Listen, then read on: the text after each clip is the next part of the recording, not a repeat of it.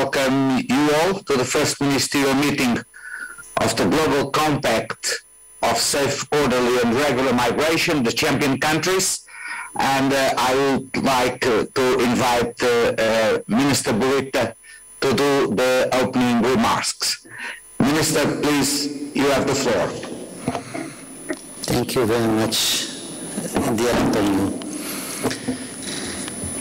Monsieur le Président de l'Assemblée Générale, cher Abdullah Shahid, Monsieur le Directeur Général de l'OIM, cher Antonio Vitorino, Mesdames et Messieurs les ministres, Excellences, Mesdames et Messieurs.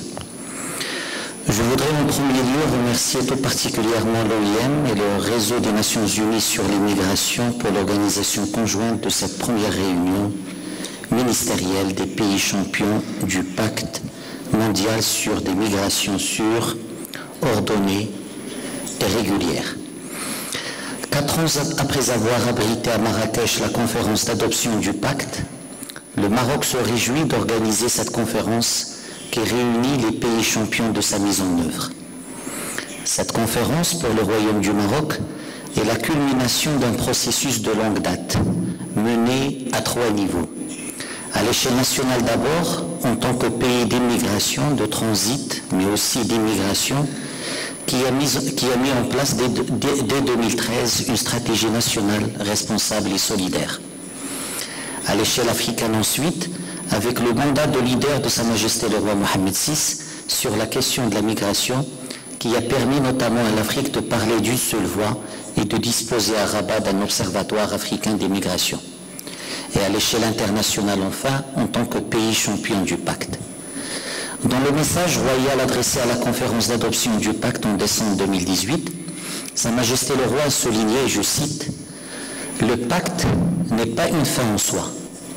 Il ne fait sens que par sa mise en œuvre effective. » Fin de citation. Aujourd'hui, nous y sommes. Nous nous réunissons précisément pour mesurer l'implémentation que Sa Majesté le roi a appelée de ses voeux dès les premiers instants de vie du pacte. Excellences, Mesdames et Messieurs, depuis l'adoption du pacte en 2018, les migrations internationales ont connu des transformations majeures. Avec son lot de drames et de bouleversements, la pandémie a accru la précarité des migrants, les discriminations à leur égard et leur vulnérabilité à la traite et au trafic dangereux des passeurs et autres marchands de misère humaine. La pandémie a généré des paradoxes. Alors que les migrants étaient essentiels autant pour leur pays d'accueil que pour leur pays d'origine, ils ont souvent été marginalisés pendant la pandémie. D'un côté, la pandémie a affaibli le momentum sur les migrations en reléguant la migration au second plan des priorités internationales, en ralentissant les efforts des États à mettre en œuvre les objectifs du pacte et de manière plus générale, en fragilisant le multilatéralisme.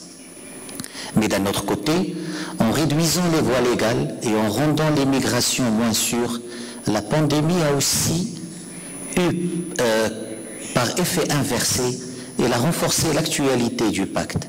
Ainsi, les enseignements tirés de la pandémie sont autant d'occasions de réaffirmer la pertinence de notre pacte. Malgré les obstacles posés par la pandémie, bien des efforts ont été réalisés ces 4 dernières années. Le secrétaire général de l'ONU a publié le mois dernier un premier rapport sur la mise en œuvre du pacte mondial et que nous saluons. Les États ont respecté leurs engagements et se sont mobilisés en faveur du pacte, notamment à travers la présentation de rapports volontaires. Le réseau des Nations Unies sur les migrations s'est élargi. Il est aujourd'hui fort de 51 réseaux nationaux, dont 14 opérant dans les pays champions. Plusieurs réunions régionales ont été organisées, parmi lesquelles la réunion intergouvernementale pour l'examen régional du pacte en Afrique, organisée en septembre dernier par le Maroc, avec la Communauté économique des Nations Unies pour l'Afrique, la CEA, l'OIM et le réseau des Nations Unies sur l'immigration. Excellences, Mesdames et Messieurs, la nécessité d'un cadre de coopération en matière de migration n'a jamais été aussi évidente. En effet, alors que de nombreux défis et déficits structurels et conjoncturels demeurent, le pacte offre une feuille de route pour surmonter les uns et combler les autres. Dès lors, cette conférence doit être pour nous l'occasion pour mener des actions spécifiques. Premièrement, fournir sur la base du partage de nos expériences respectives des orientations concrètes pour faire avancer le pacte. Deuxièmement, créer une dynamique en amont du premier forum d'examen des migrations internationales qui se tiendra à New York en mai 2022. Troisièmement, faire le point sur le processus d'examen régionaux. Quatrièmement, soutenir l'agenda des Nations Unies sur la migration. Et enfin, insuffler l'élan nécessaire à la réaffirmation des 23 objectifs du pacte de Marrakech. En ce sens, l'ambition du Maroc est que la déclaration de Rabat que nous adopterons à la fin de nos travaux nous permette de porter le pacte de Marrakech jusqu'au consensus de New York.